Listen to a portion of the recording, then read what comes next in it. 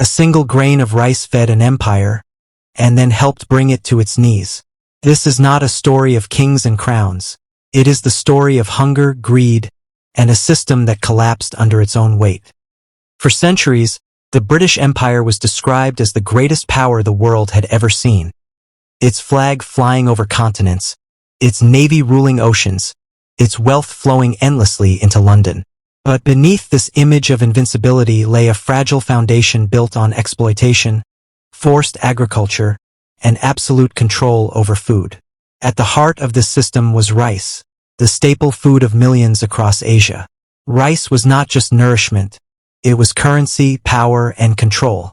From Bengal to Burma, the British reshaped entire societies around rice production, transforming a food meant for survival into a weapon of empire.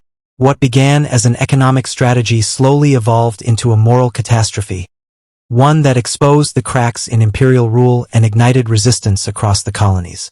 This documentary explores how rice, small, simple, and essential, became one of the silent forces behind the decline and eventual fall of the British Empire. When the British East India Company expanded into India and Southeast Asia, it quickly realized that rice was more valuable than gold in sustaining empire. Rice fed soldiers, laborers, and colonial cities. It supplied plantations, ports, and prisons. Under British rule, regions like Bengal, Madras, Punjab, and Burma were reorganized into massive rice-producing zones, not to feed local populations, but to serve global markets. Traditional farming systems, balanced, seasonal, and community-driven, were dismantled. In their place came monoculture, export quotas, and crushing land taxes. Farmers were forced to grow rice even when soil conditions or local needs demanded diversity. British shipping companies transported millions of tons of rice to Europe, Africa, and other colonies, generating enormous profits. But this system depended on relentless extraction. The empire's hunger for rice mirrored its hunger for power, and as production increased, so did suffering. Villages that once stored grain for bad years now had nothing left. Rice had become an imperial machine, and millions were trapped inside it. The true cost of Britain's rice empire was revealed through famine. The most infamous was the Bengal famine of 1943, one of the deadliest man-made disasters in history. While millions starved, rice continued to be exported. Warehouses were full, ships were moving, and profits were protected. British authorities blamed overpopulation, weather, and war, but the truth was simpler and darker.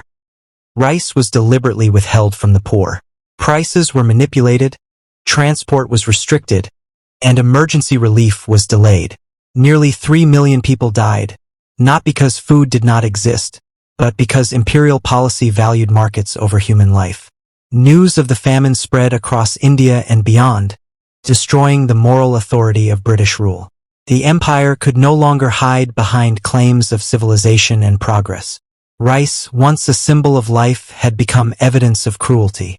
This moment marked a turning point, when colonial subjects stopped believing in reform and began demanding freedom. Burma was turned into the rice bowl of the British Empire, becoming the world's largest rice exporter by the early 20th century. Vast lands were cleared, forests destroyed, and local farmers pushed into debt to meet British demands. Indian laborers were imported, communities were divided, and profits flowed outward. But this fragile system depended on stability. When World War II disrupted shipping routes and Japanese forces invaded Burma, the rice supply collapsed. Suddenly, the empire realized how dangerously dependent it had become on colonial food systems. Across Asia, rice shortages intensified anger.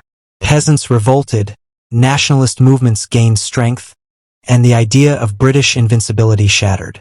Leaders like Gandhi used famine and food injustice as proof that colonial rule was incompatible with human dignity.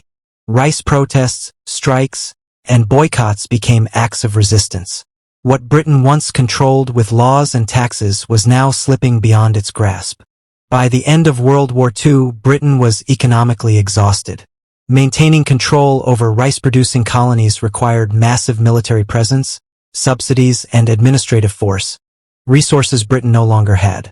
The empire that had once fed itself on colonial grain now struggled to feed its own people. India's independence in 1947 marked the collapse of Britain's most important rice base. Burma soon followed. Without access to cheap rice and colonial markets, Britain's global dominance declined rapidly. The imperial system that relied on controlling food chains proved unsustainable. Rice had exposed the fundamental weakness of empire.